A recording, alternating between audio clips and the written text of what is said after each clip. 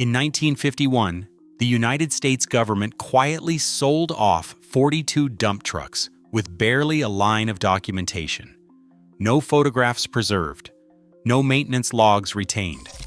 But during World War II, this fleet had operated around the clock, inside a secret city at Oak Ridge, Tennessee, moving earth at a pace that compressed construction of the world's first uranium enrichment plant by an estimated 45 days.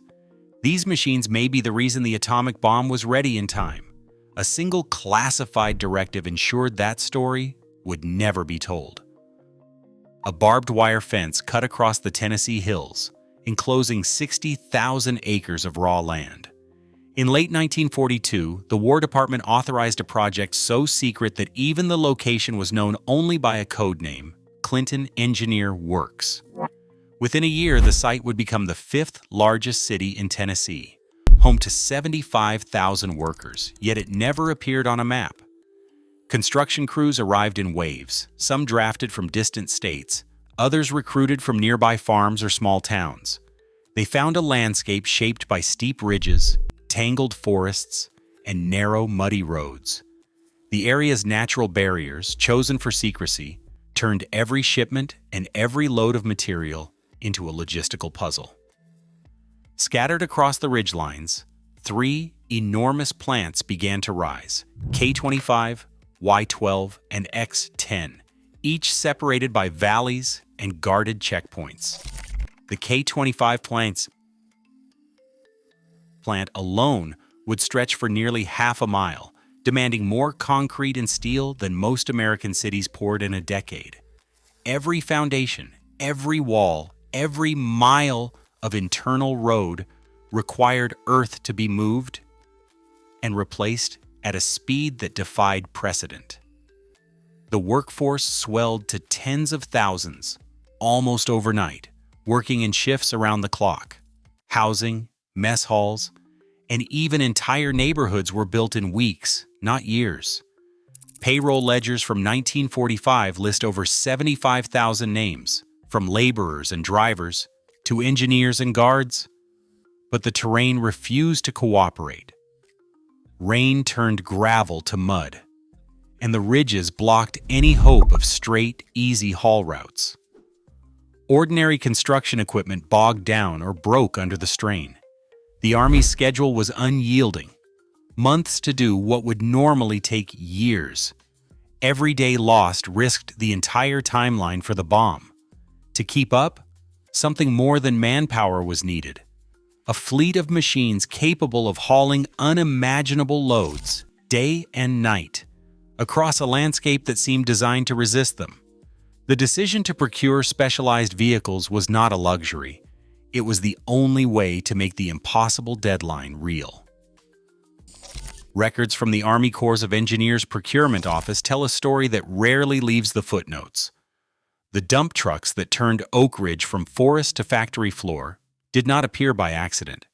They arrived in two distinct waves, each under urgent contract with America's largest truck manufacturers.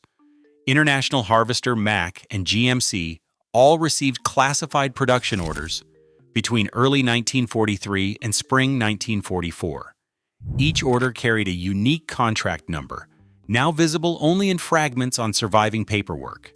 The first delivery, in April 1943, brought 70 units, International Harvester TD-18s and Mack 7-ton models, direct to the K25 and Y12 construction yards. A second shipment between January and March 1944 added another 70, including heavy-duty GMCs built to military specification. The evidence is scattered but persistent. Photo inventories from the Department of Energy archives show rows of dump trucks lined up along the gravel perimeter, each marked with a stenciled serial and blackout painted cab. Motor pool ledgers from 1944 list chassis numbers in the 3,000 to 3,500 range, matching known production runs for IH and Mack. Wartime procurement files, though heavily redacted, reference wartime production orders WPO 45312IH, WPO 45312MCK, and WPO 45312 GMC, each tied to the Oak Ridge project by delivery address and field modification notes. The trucks themselves were not interchangeable. International harvester units arrived with reinforced frames and detachable sideboards, adapted for the steep, muddy grades that ringed the K25 site. Mack models featured extra-wide beds and insulated cabs, a necessity for hauling steel under the Tennessee summer sun. GMC's contribution, delivered in the second wave, boasted dual-axle reinforcement and camouflage netting for night runs between the plants. Each model was cataloged in the motor pool assignment sheets, but the full fleet count, approximately 140 units at peak, can only be pieced together by cross-referencing contract summaries, maintenance logs, and the rare surviving photo of a truck's stamped manufacturer plate. These were not anonymous vehicles. Each had a procurement trail, a serial, and a purpose. The fleet's existence is written between the lines of redacted contracts and blurred ledger entries. In a project obsessed with secrecy, even the machines that made the impossible possible were given code names, hidden in plain sight, and after the war, quietly erased from the official record. A single dump truck at Oak Ridge was more than a moving part. It was a unit of calculation, a clock ticking off the days saved or lost. Haulage logs from 1943 and 1944 detail the rhythm. One round trip, loaded and dumped, took between 12 and 18 minutes depending on the weather and the condition of the gravel roads. Each truck could carry 6 to 8 tons at a time, enough to fill a small rail car in just a few cycles. Over an 8-hour shift, a truck running on the average 18-minute loop would complete about 26 to 27 loads. That's close to 160 tons moved by a single machine in a single shift. Multiply this by 2 shifts per day, and a single truck could move more than 300 tons in 24 hours. With a peak fleet of 140 trucks, the daily throughput soared to nearly 45,000 tons during the busiest construction months. The arithmetic is stark. Without these trucks, the K25 plant alone would have required years just to pour its foundations, let alone raise its walls. Instead, the trucks delivered a steady flow of earth, gravel, and concrete, each load logged in a ledger, each cycle shaving hours from a schedule that could not slip. The numbers are dry, but their effect was anything but. Every ton moved kept the bomb's timeline on track. The truck's relentless pace, measured in minutes and tons, made the difference between a war that dragged on and one reshaped by a weapon that arrived ahead of expectation. The official construction schedule for Oak Ridge's K25 plant was never meant to be broken. Early Army memos and the MED T-13 schedule laid out a timeline that stretched the limits of wartime optimism.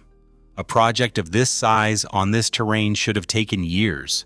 The baseline assumed that even with full crews and standard equipment, each phase would grind forward at a pace dictated by mud, weather, and the slow churn of manual labor. But the dump truck fleet changed the equation. With 140 trucks running nearly non-stop, the daily haulage rate did not just meet expectations, it shattered them. Logs from the Army Corps of Engineers show that the trucks moved more than 4 times the volume per day that the original plan projected. Where manual labor could have managed around 10,000 tons in a long shift, the trucks delivered nearly 45,000 tons in the same window. The numbers translated directly into time. MED T-13 records, cross-referenced with contractor progress bulletins, document a reduction of 45 days in the critical construction path for K25. That gain was not theoretical. Each day saved meant the bomb's uranium would be ready sooner. And each week shaved off the schedule meant the war could end before another season of fighting. The truck's relentless pace, measured in minutes, tons, and miles, turned what was supposed to be a 2-year build into a matter of months. The Army's own review called it a compression of schedule without precedent. In the shadow of the bomb's creation, the dump truck's contribution was as tangible as any breakthrough in the laboratory, yet it was rarely celebrated and often left out of the official story. The men who drove these trucks rarely knew what they were building. Their names fill the payroll ledgers, 420 operators working 3 shifts, 7 days a week. Each received a badge, a clearance, and a set of instructions that left no room for questions. The night shift became its own world. Drivers like James Harper, who later gave his story to the Oak Ridge Oral History Project, described the monotony and the tension. He remembered that they drove the same ridge roads every night, headlights covered, listening for the guards' shouts. If a stranger saw a convoy, that could have compromised the whole plant. Secrecy was not just a rule, but a way of life. Every crew member passed a background check and signed an affidavit. The cabs were fitted with blackout curtains. Logbooks used coded entries, never naming what was hauled, only where it started and where it ended. Even the simplest conversation could be a risk. Harper remembered that you didn't talk about your load, not even in the mess hall. The work itself was anything but routine. Rain turned the roads to muck. Summer heat made the cabs stifling. Rollovers and breakdowns were common, but the schedule left no room for delays. Guards patrolled the haul routes, enforcing blackout and checking badges at every checkpoint. The crew shared a sense of urgency, but also a sense of being invisible, essential, but never celebrated. Their trucks ran through the night, their names recorded in ledgers that would soon be locked away or erased. Without them, the buildings would have taken years. Instead, the bomb's timeline was measured in the hours and tons they moved, all under a silence that lasted long after the war ended. No blueprint could prepare a machine for the ridge roads of Oak Ridge. Maintenance logs from 1943 read less like routine checklists and more like field notes from a battlefront. Trucks arrived from the factory already heavy-duty, but within weeks mechanics had to adapt them on the fly. Steep gravel grades and sudden drop-offs demanded reinforced frames.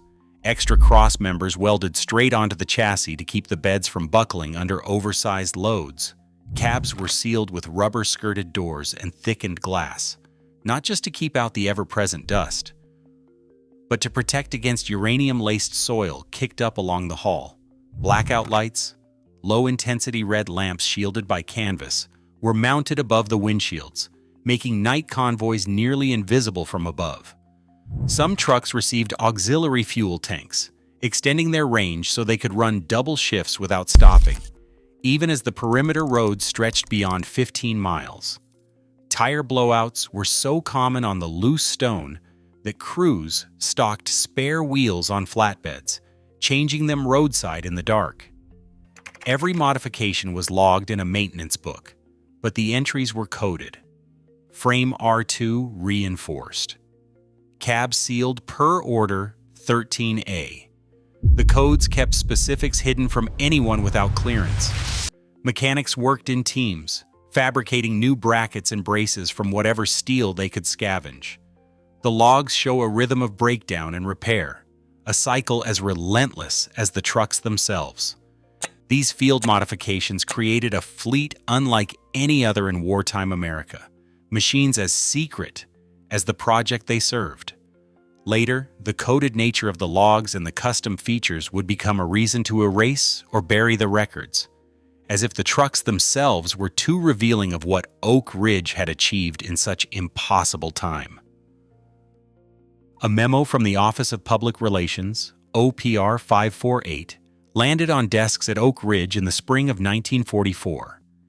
Its language was clear and absolute.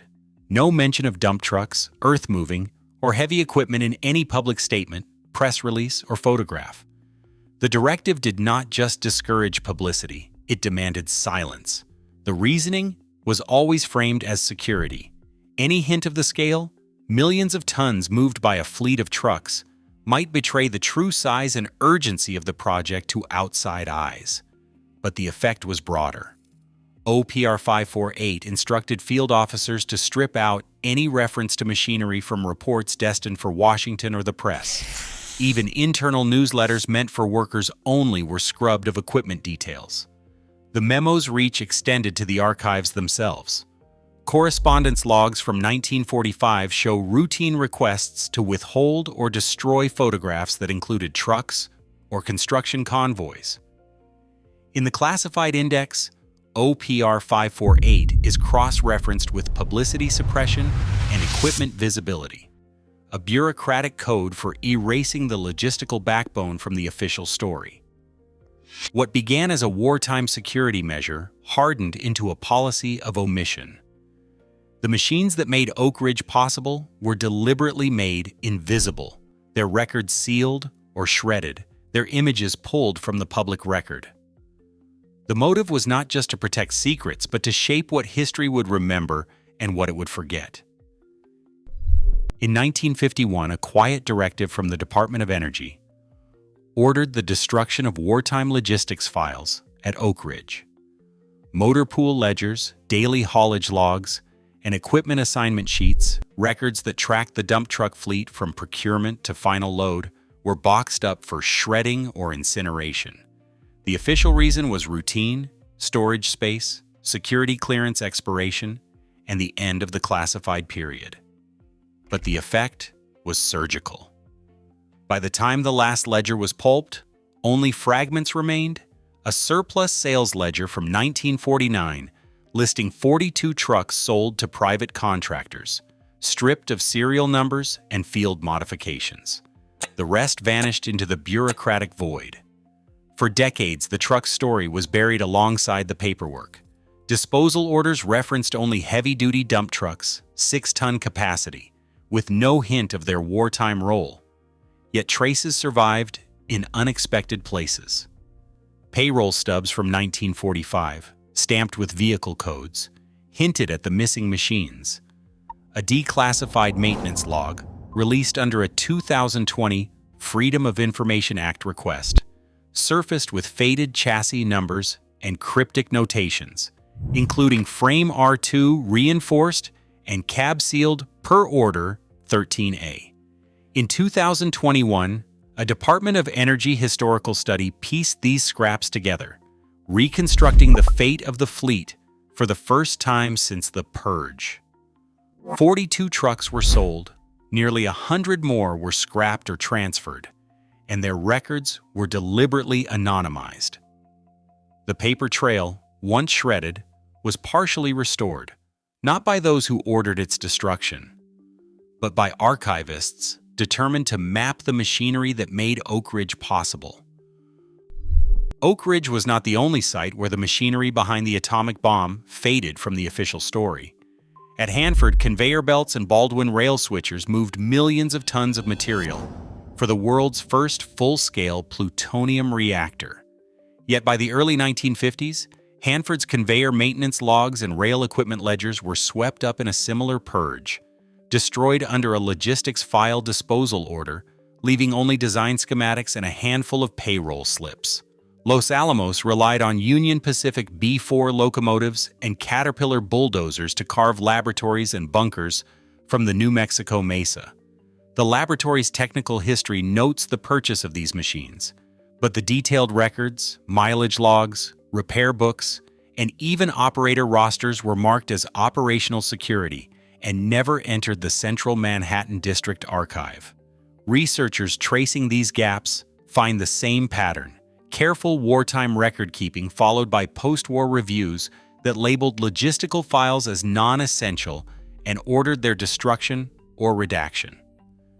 Manufacturer archives at International Harvester, Mack, or Caterpillar sometimes hold clues in production ledgers or correspondence, but even these often stop short of listing which trucks, switchers, or dozers went to which project. The result is a historical silence that stretches across sites and decades, making the machines and the people who ran them almost invisible. For those trying to reconstruct the full story, the path forward now runs through scattered leads, cross-referencing surviving conveyor logs at Hanford, seeking out bulldozer files at Los Alamos, and pressing for access to manufacturer records that might fill in the blanks. Each recovered serial number or payroll code is a step toward understanding not just Oak Ridge, but the hidden industrial backbone of the atomic era. The question remains, how much of what we celebrate as scientific triumph rests on infrastructure and labor that history has quietly swept aside? Today, the world marvels at Oak Ridge's scientific legacy, yet the machines and workers that made the impossible possible remain unnamed. The difference between a 10-year construction project and a 10-month miracle was measured in diesel, sweat, and secrecy. If our monuments only honor breakthroughs, what stories and whose hands slip through the cracks? The infrastructure of history is built as much by the forgotten as the famous. Share your thoughts below.